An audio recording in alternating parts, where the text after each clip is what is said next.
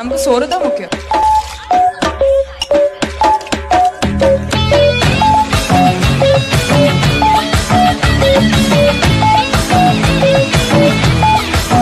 ஊரெல்லாம் ஓடி அலைஞ்சி உழைச்சி சம்பாதிக்கிறது எதுக்கு? இதுக்கு தானே. வேறு எதுவும் தேவையில்லை, நீ மட்டும் போதும். கண்ணில் வைத்து காத்திருப்பேன் என்னவனாலும். உன்னெதிரில் நான் இருக்கும் ஒவ்வொரு நாளும்.